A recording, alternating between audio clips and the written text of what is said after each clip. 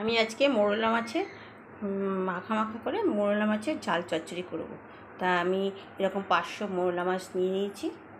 দেখতে পাচ্ছেন মোরলা মাছগুলো ভালো করে নুন দিয়ে জল দিয়ে ভালো করে আপনাদের দেখাইনি, আমি ওটা স্কিপ করে গেছি। ওটা ভালো করে ধুয়ে পরিষ্কার করে তারপর একটু উষ্ণ জলে ধুয়ে নিলাম, নুন দিয়ে ভালো করে ধুয়ে নুন হলুদ মাখিয়ে রেখেছি। মাখিয়ে রেখে আমি কড়াইতে তেল দিয়ে ভালো করে তেলটা গরম হয়েছে, তারপর মাছগুলো হালকা করে ভেজে নিয়েছি। এই যে দেখতে পাচ্ছেন হালকা করে ভাজা হয়ে গেছে। আর মোরলা মাছের ঝাল করার জন্য আমি এখানে অল্প একটু রসুন বেটে নিয়েছি। রসুনটা একটু জল দিয়েছি বলে পাতলা পাতলা, কিন্তু বেশি না, এই 4টে কোয়া নিয়ে বেটে নিয়েছি। আর একটু জল দেওয়া আছে। এর মধ্যে একটু জিরের বাটা রেখেছি অল্প একটু, আমার জিরের গুঁড়ি নেই বলে আমি জিরেটাকে বেটে নিয়েছি ধুয়ে। আর এখানে 2টো পেঁয়াজ কুচিয়ে নিয়েছি।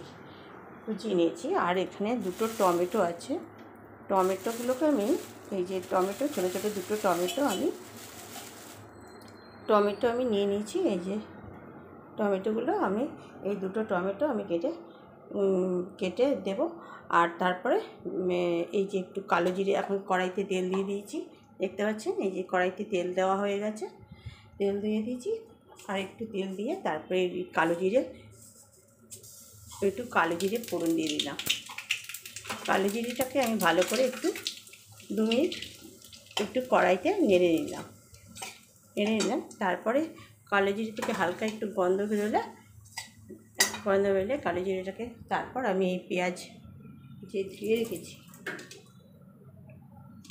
পেঁয়াজটা আমি পেঁয়াজ কুচিয়ে রেখেছি, এই যে পেঁয়াজ কুচানোটা আমি দিয়ে দিলাম।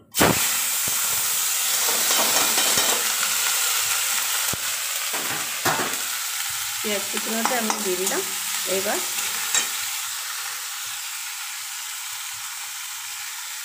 এই পেঁয়াজ কুচানোটা দেওয়ার পর পেঁয়াজটা ভালো করে নেড়ে নিচ্ছি।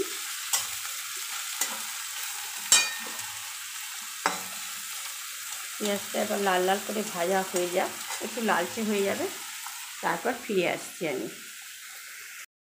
এই যে পেঁয়াজটা ভাজা হয়ে গেছে, দেখতে পাচ্ছেন পেঁয়াজটা ভাজা হয়ে গেছে। এবার আমি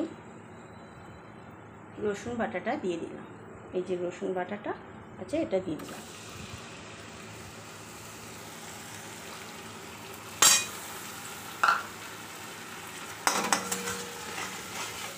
রসুন বাটাটা দিয়ে দিলাম, দিয়ে আমার ভালো করে নাড়াচাড়া দিয়ে ভালো করে কষিয়ে নিয়ে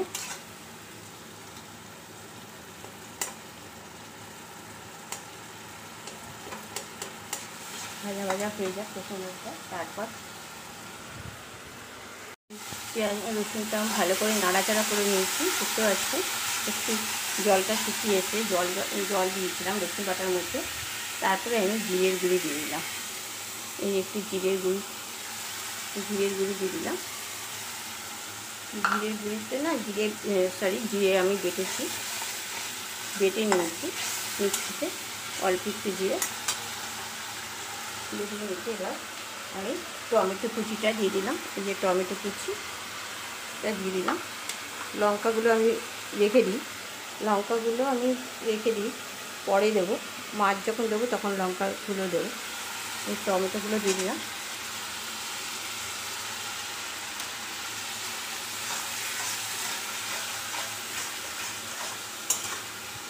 টমেটোগুলো দিয়ে দিলাম।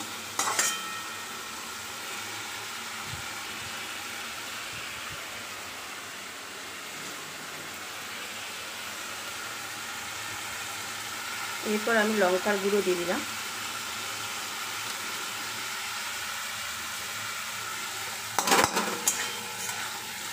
এটা একটু ঝাল হবে, তাই একটু লঙ্কার গুঁড়ো একটুখানি বেশি করে দিলাম। আপনারা ঝাল বুঝে সেরকমভাবে দেবেন, আপনারা যেরকম ঝাল খাবেন সেই বুঝে ঝাল দেবেন। আমি একটু ঝাল খেতে ভালোবাসি, তাই জন্য একটু লঙ্কার গুঁড়োটা একটু দিলাম বেশি করে। আর এই মাছের একটু ঝালই ভালো লাগে, ছোটো মাছ তো এটা যেহেতু চুনো মাছের চচ্চড়ি, তাই সুতরাং একটু ঝালই ভালো লাগে।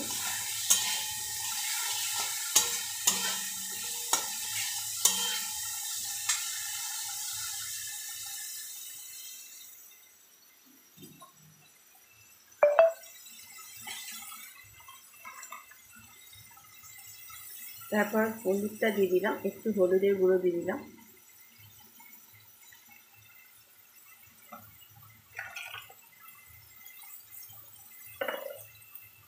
নুন দিয়ে দিলাম পরিমাণ মতো, দিয়ে এবার ভালো করে মশলাটার সাথে কষিয়ে নেব যতক্ষণ না টমেটোটা ভালো করে নরম হচ্ছে।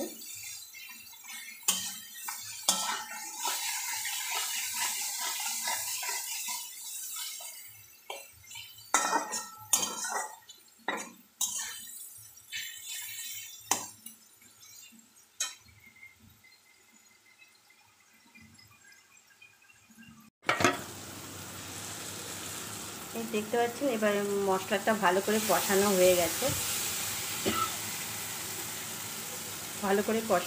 গেছে, আমি একটা বাটিতে একটু জল গরম করে নিচ্ছি, উষ্ণ জল করে দিচ্ছি। কাঁচা জল রান্নাতে না দেওয়াটাই ভালো, একটু উষ্ণ করে নিলে, মানে জল ফুটন্ত জল না, উষ্ণ করে নিলে তো রান্নার স্বাদটা ভালো হয়। তাই জন্য আমি একটুখানি উষ্ণ করে নিলাম জল আমার গরম হয়ে গেছে। আমি এবার মশলাটা জলটা দিয়ে দিলাম, দেখতে পাচ্ছেন একটু জল দিয়ে দেখলাম মশলাটার মধ্যে একটু ফুটে উঠলে তারপরে আমি এই মাছগুলো দিয়ে দেবো।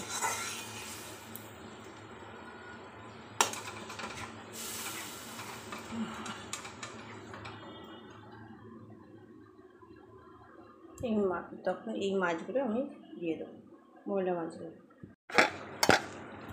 এবার মাছগুলো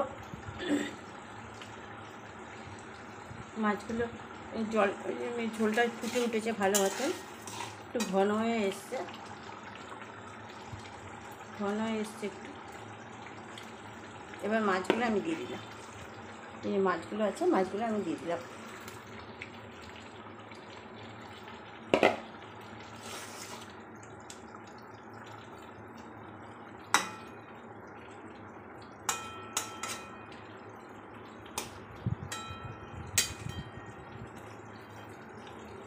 মাছগুলো দিয়ে দিলাম, আর এখানে কতগুলো লঙ্কা চিড়ে রেখেছি, এই লঙ্কাগুলো আমি দিয়ে দিলাম,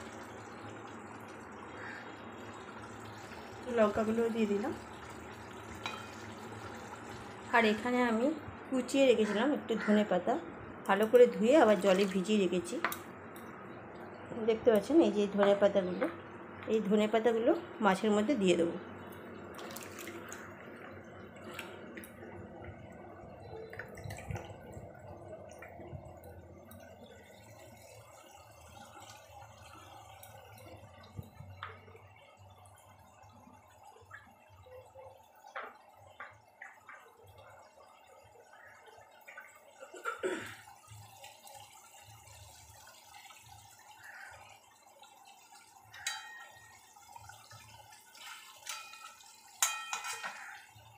মাছের মধ্যে দিয়ে দিয়েছি ধনেপাতা কুচানোগুলো। এবার একটু পরেই আমি নামিয়ে দেবো। এই মৌরলা মাছের ঝাল চচ্চড়ি আমার হয়ে গেছে, একদম পারফেক্ট হয়ে গেছে। মাখা দেখতে পাচ্ছে, এবার মাখা এরকমভাবেই রাখবে, এগুলোর ঝোল খায় না। ঠিক আছে, আমার এই ভিডিওটি ভালো লাগলে আপনারা প্রচুর লাইক করবেন আর সাবস্ক্রাইব করবেন, আর বন্ধুদের মধ্যে শেয়ার করতে ভুলবেন না। আপনাদের যদি এটা ভালো লাগে রান্না করে খেয়ে দেখবেন এরকমভাবে, যদি ভালো লাগে তাহলে বন্ধুদের মধ্যে করে দেবেন, শেয়ার করে দেবেন। আর আমার এই রেসিপিটি আমি অনেক দিন পর আমি এই রান্নার রেসিপি নিয়ে আসলাম, আমি আমার এই ব্লগে আসলাম। আমার বিশেষ একটু কারণে আমার অতদিন মানে ব্লগটা বন্ধ ছিল, আবার শুরু করলাম মৌরলা মাছের ঝাল চচ্চড়ি দিয়ে। আমি আবার নিত্য নতুন ভালো রেসিপি নিয়ে আসবো। ঠিক আছে, আজকে এই পর্যন্ত।